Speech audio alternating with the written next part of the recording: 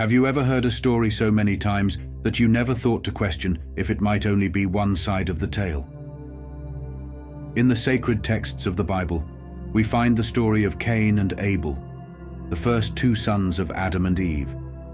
Cain, famously known for committing the first murder by killing his brother Abel, is often depicted as a tragic figure doomed by his own jealousy. But what if there was more to the story? What if Cain's origins were even more sinister than his deeds? The controversial theory goes that Cain was not actually the son of Adam. Some believe he was the offspring of a far darker entity, none other than Satan himself. In the Bible, Adam and Eve are the first people, created by God to live in a beautiful garden called Eden. Their life was perfect until a clever serpent tricked Eve into eating fruit from the tree of knowledge, which God had forbidden. This act caused big problems for them, leading to their removal from the garden. Adam and Eve had two sons, Cain and Abel. Cain grew crops, while Abel took care of animals. Over time, Cain and Abel wanted to show their love for God and decided to make an offer. Cain collected the best fruits of his labor. He brought forth a harvest of apples, juicy grapes, and golden wheat as an offering to God. Meanwhile, Abel selected the finest of his flock, a newborn lamb as an offering to God. But then, a brilliant light descended upon the altar, casting a heavenly light over Abel's sacrifice, leaving Cain's gift unnoticed in the shadow of his brother's blessing. The bitterness of jealousy coiled within him like a serpent, its venomous whispers poisoning his thoughts. This jealousy led Cain to do something terrible. He killed his brother Abel. This was the first murder ever, and it made Cain a symbol of sin and violence. Cain got banned from God's presence, but after a lot of begging and crying out for God's help, he got a chance to seek forgiveness and atonement for his sins, even after murdering his own brother. Normally we think of Cain as the son of Adam and Eve, just like Abel. However, there's another way to look at Cain's story that suggests something more mysterious. Some people believe Cain's real father was not Adam, but the very evil Satan. This idea comes from a different way of interpreting the Bible, called the Serpent Seed Doctrine. It suggests that the serpent did more than just talk to Eve. It had a special and dark connection with her that eventually led to Cain's birth. This belief changes how we see Cain's actions and his nature. It suggests he was born from evil, not just influenced by it. This idea all starts with the Serpent Seed Doctrine. The Serpent Seed Doctrine is a controversial interpretation of the biblical book of Genesis, suggesting a literal and more sinister interaction between Eve and the serpent, which some identify as Satan himself. This doctrine assumes that the sin in the Garden of Eden involved more than just the disobedience of eating forbidden fruit. It included a deeper, physical betrayal that had direct consequences for humanity's lineage. The origins of the Serpent Seed Doctrine can be traced to various interpretations and teachings outside mainstream Christianity. One of the earliest proponents of this idea was William Branham, a 20th century American preacher known for his influential and, at times, controversial theological positions.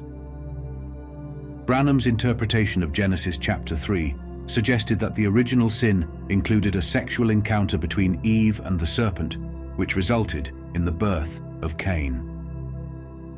Supporters of the Serpent Seed Doctrine focus on several key passages in Genesis. For example, Genesis 3:13, where Eve says, "The serpent beguiled me, and I did eat," is often interpreted by advocates to mean that Eve was seduced in a physical sense. The Hebrew word nasha, translated as beguiled, can imply deceit, but has been argued by some to suggest manipulation with a deeper, more personal betrayal. Furthermore, in Genesis 4:1, Eve states, "I have gotten a man from the Lord."